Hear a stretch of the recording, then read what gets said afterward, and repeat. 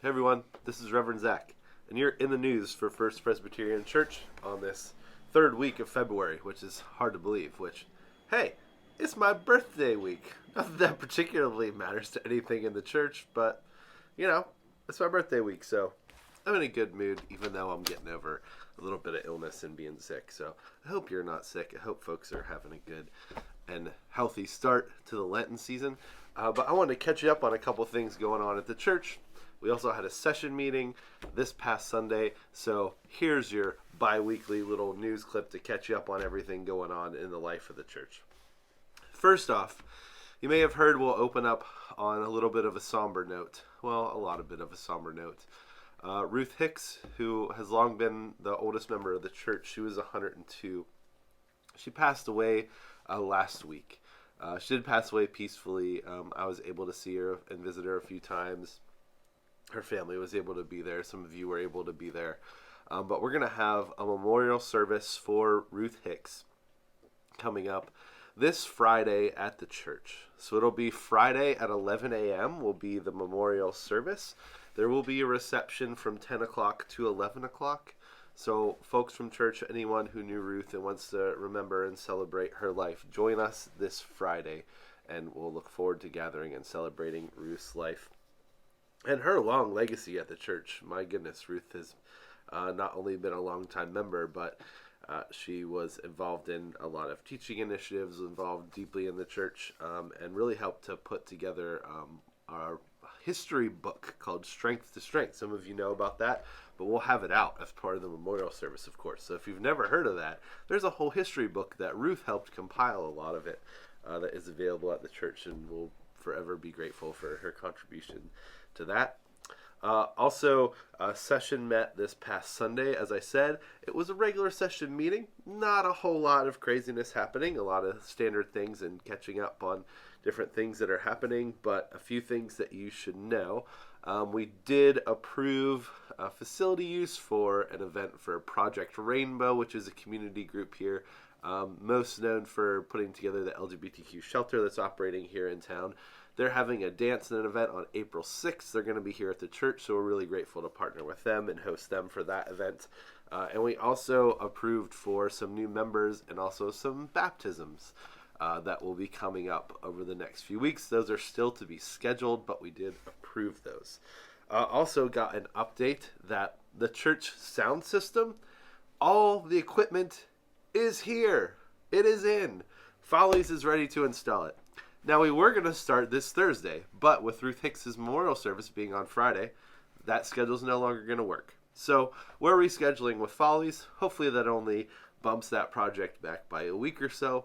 So we'll let you know, but it's quite possible that within the next couple of weeks, we will have a brand new speaker and sound system. We will have Bluetooth headsets for folks who, for whom hearing is a challenge, and that should greatly improve a lot of our experience during worship. So we're really looking forward to that, and we'll let you know when that is rescheduled once we do know.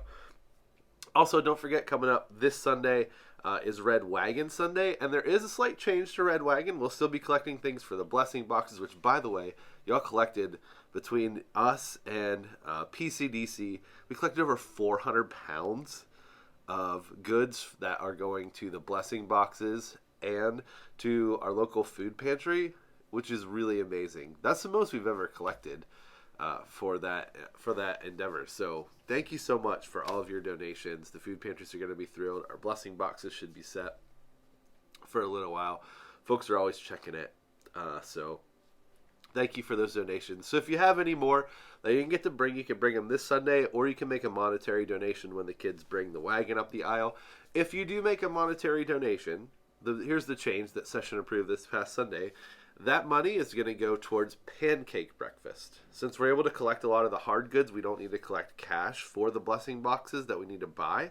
So that's really great. So we said, why don't we support pancake breakfast, which is obviously our biggest community feeding initiative here at the church that's been going so well. So if you do donate money to the Red Wagon, it's going to go to the pancake breakfast. Also, do know that the family ministry, Nurture and Learning, is collecting also some things for care packages that the children are going to put together on March the 3rd for houseless folks. So those are things like Band-Aids and small medical supplies, small hygiene supplies, different things like that. There's a really specific list that's going out in the e-news that you can find in the bulletin. And over the next couple weeks, there's a bin in the entryway where you can donate those kinds of goods towards the care packages that the kids will put together on March 3rd after worship. Also, you will probably notice that during the season of Lent, one interesting thing we're going to try that's a little bit different during worship is that we're doing some different prayer practices. We're doing some contemplative prayer that includes some silence and some reflection, some prayer prompts, even some collective breathing exercises, just ways to cultivate stillness in God's presence. We're going to do that during worship. I hope that's a way to expose you to contemplative prayer and a different kind of prayer other than just, verbally doing prayer, so that you can use it in your own life and incorporate it. That would be the ultimate hope. So if you have any questions or want more resources, please don't hesitate to reach out to myself. Personally, I prefer contemplative prayer and prayers of stillness and reconnection, especially outdoors and out in nature. That's one of my primary prayer practices that I certainly get the most out of and really crave.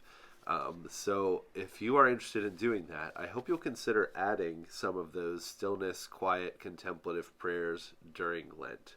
Because that is kind of a lost art in our Christian tradition, something that's been a part of our tradition from very early years, from its inception, from some of the earliest monastic movements in the 3rd and 4th centuries, and even before that, even back in Jesus' day. You'll notice when you read Scripture carefully, there's a lot of mentions of him going out into the wilderness. And during Lent, we of course are emulating Jesus going out into the wilderness for 40 days and 40 nights to reconnect with God at the beginning of his ministry. What do you think Jesus was doing out there? A lot of the time, he was probably engaging in some form of contemplative prayer.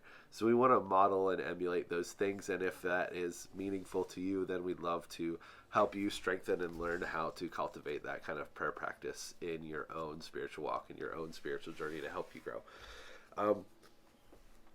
Obviously, I could talk about that for a long time, so if you're interested, please don't hesitate to reach out. But those are kind of the big things coming up right now. We're already looking ahead and planning for the rest of Lent and into Holy Week. We're looking forward to Palm Sunday. Also, families, don't forget this Sunday, February the 25th, we're going to start the kids choir that will be available during worship. Angela Smith will lead that. Kat Tackett, our family ministry coordinator, will help out with that.